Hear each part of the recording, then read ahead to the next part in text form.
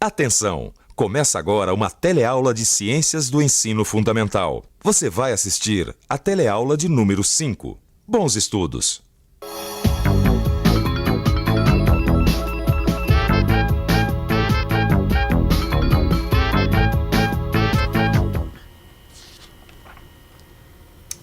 Oi, você já leu a Bíblia? Talvez você nunca tenha lido, mas com certeza conhece algumas histórias deste livro.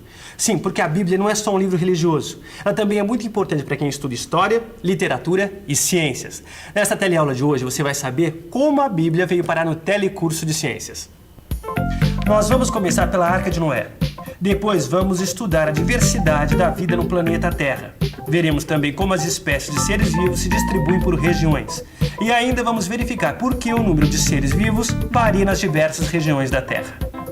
Como o assunto é do tipo espetacular, vamos voltar no tempo. A nossa teleaula de hoje começa com o dilúvio. Deus disse a Noé: vou enviar o dilúvio, as águas sobre a terra, para exterminar debaixo do céu toda a carne que tiver sopros de vida. Mas entrarás na arca, tu e teus filhos, tua mulher e as mulheres dos teus filhos. De cada espécie de aves, de cada espécie de animais, de cada espécie de todos os répteis do solo, virá contigo um casal para os conservares em vida. O texto que eu acabei de ler está na Bíblia, no Velho Testamento. É a história de Noé. Noé foi o homem que Deus escolheu para escapar de uma enchente monstruosa no início dos tempos. O Noé construiu uma arca, um barco, para poder acomodar todos os seres vivos do planeta. Gente, essa arca devia ser muito grande, hein? Oi, Lineu, que bom que você chegou. Escuta, de que tamanho era a Arca de Noé para poder acomodar todos os seres vivos da Terra, hein? Bom, todos os seres vivos da Terra conhecidos na época de Noé, bem entendido. É importante você lembrar disso. Ué, é importante por quê? Tem diferença entre os seres vivos conhecidos no tempo de Noé e os que são conhecidos hoje? Muita. Olha, para verificar isso melhor, vamos voltar um tempo. Primeiro, pro final do século 30 a.C., que foi quando Noé construiu a arca. Quer ver? Tá aqui. A Arca de Noé, de acordo com a Bíblia, tinha 3 andares e 300 côvados de comprimento, 50 côvados de largura e 30 côvados de altura. Um côvado equivale a 3 palmos, ou seja, 66 centímetros. Portanto, a arca tinha 198 metros de comprimento, 33 metros de largura e 19 metros e 80 centímetros de altura. Já no século XVII, por volta de 1660, alguns jesuítas que eram padres e cientistas resolveram descobrir se a Arca de Noé tinha mesmo acomodações para todos os seres vivos. Naquela época, os pensadores conheciam 1.600 espécies vivas.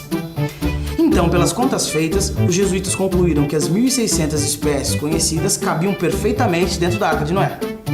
Quer dizer então que os cientistas provaram que a Bíblia estava certa, que o dilúvio realmente exterminou todos os seres vivos da face da Terra, menos os que entraram na arca, é isso? Bom, foi o que os jesuítas concluíram comparando o tamanho da arca com o número de espécies conhecidas na época deles. Mas é bom lembrar que isso foi provado em 1660, quer dizer, mais de 300 anos atrás. De lá pra cá... Espera um instantinho.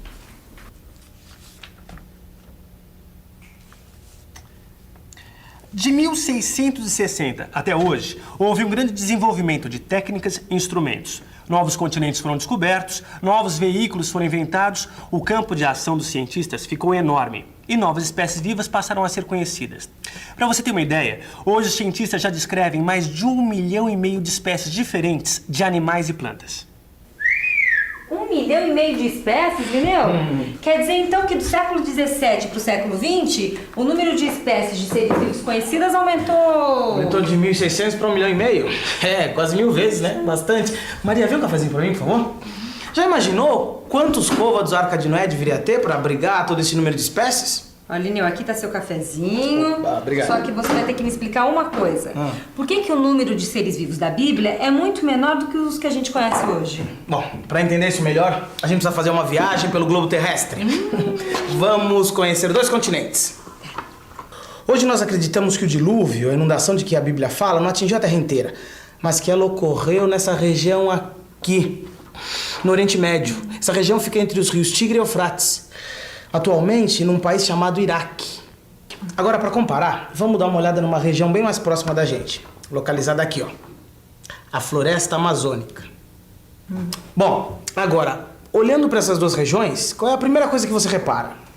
Bom, que o Iraque é um país pequeno. Isso. E a floresta amazônica é enorme. Isso, muito bem, muito bem. Agora então vamos entrar nessas duas regiões. Legal. Que tal uma excursão pela floresta amazônica, a maior floresta tropical do mundo? O ar é parado e úmido, parece um ambiente fechado. As árvores altas bloqueiam a visão do céu. Apesar de os dias serem sempre ensolarados, os galhos das árvores formam um teto verde que impede a passagem da luz. Algumas árvores chegam a ter 20 metros. Imagine, uma árvore da altura da Arca de Noé. E por falar em Arca de Noé, vamos ver agora como é a região do Iraque, onde o dilúvio destruiu tudo. Se você estivesse andando por esse deserto, sentiria areia por todo lado. No chão e nas montanhas, que mudam de forma e posição o tempo todo. Isso acontece por causa do vento. A temperatura varia de 40 graus Celsius de dia para 10 graus Celsius à noite. Dá para imaginar como é difícil para animais e plantas sobreviverem aqui? Por isso é que é possível andar vários quilômetros sem ver nenhuma espécie viva. Bom, o Iraque é uma região de deserto com Isso. poucas espécies vivas. Certo. Já na floresta amazônica tem ser vivo que não acaba mais, né? É verdade. E a lanchonete do Alberto fica aqui, ó, em São Paulo, que não é nenhum deserto, mas também, ó, tá longe da floresta amazônica. Ô, Lineu, numa cidade grande como essa, a espécie de ser vivo que tem mais é gente, né? É. Como é que a gente sabe das outras? Na verdade não tem muitas espécies diferentes em São Paulo. Na sua região, como é que é? Parece mais com uma floresta tropical ou com um deserto? Procure lembrar das duas regiões que a gente acabou de ver e me responda. Onde tem mais espécies de seres vivos? Numa floresta tropical ou no deserto? Ah, peraí, que essa aí eu tiro de letra. Tem mais espécies de seres vivos, onde tem mais água e o clima é melhor. Na floresta tropical, claro. Você também acha que na floresta tropical existem mais espécies de seres vivos do que no deserto? Então você acertou. Veja a prova neste gráfico. Repare na quantidade de animais desenhados na área do gráfico que mostra a floresta tropical. E fique sabendo, os animais desenhados são só uma parte do que existe na realidade. A gente usa esses desenhos só para comparar as quantidades. Se você comparar essas duas regiões da Terra, a floresta tropical e o deserto, vai perceber. Existem áreas com uma riqueza de seres vivos muito maior que outras. Bom, e agora, Maria? Será que dá pra você me falar por que os sábios da época de Noé e os jesuítas que vieram depois deles imaginavam que tinha uma quantidade tão pequena de seres vivos? Vamos pensar um pouco? Oi? Vamos pensar um pouco. Da minha casa, eu mal consigo imaginar a quantidade de seres vivos que existe no planeta. Eu posso viajar, assistir televisão, ir ao cinema. Assim mesmo, só conheço uma parte muito pequena do conjunto de espécies vivas da Terra. O Noé e mesmo os jesuítas que estudaram a história da Arca depois dele conheciam, é claro, muito menos. E ainda por cima, as espécies vivas não estão espalhadas por igual na superfície da Terra. Em alguns lugares, como na floresta tropical, existem muitas espécies. Em outros lugares, como no deserto, poucos seres vivos conseguem sobreviver. Obrigada, hein? Noé morava numa região de deserto e os cientistas antigos ainda não tinham descoberto nem a milésima parte das espécies vivas que são conhecidas hoje. Ah, então quer dizer que foi por isso que os cientistas acharam que Noé tinha conseguido colocar todas as espécies pra dentro da arca. Isso. Mas com certeza muito ser vivo ficou de fora. Os pinguins, por exemplo. Os pinguins vivem em regiões muito frias. Não poderiam sobreviver ao calor do deserto, onde Noé construiu a arca. E os cientistas só foram descobrir os pinguins quando chegaram até o sul do planeta, perto do Polo Sul. Os pinguins, com certeza, não estavam na lista de passageiros da arca. Nessa teleaula, nós vimos dois tipos de ambientes: a floresta tropical e o deserto. A floresta tropical é a campeã do planeta em espécies de seres vivos. Só que quem não vive numa floresta tropical deixa de conhecer, até mesmo conviver com grande parte desses seres. Como era o caso do Noé. Quer dizer então, Lineu, que a floresta tropical é uma espécie de reservatório de vida na Terra, né? Isso, por isso que tem tanta gente preocupada com a preservação das florestas tropicais. Principalmente a floresta amazônica, que é uma das que se mantém vivas até hoje e é a maior delas. Já pensou o que pode acontecer se a floresta amazônica for destruída? Se a floresta amazônica acabar, muitos seres vivos vão acabar junto com ela, o que pode ameaçar a sobrevivência de seres vivos de outros ambientes também, inclusive um ser vivo que interessa muito para nós.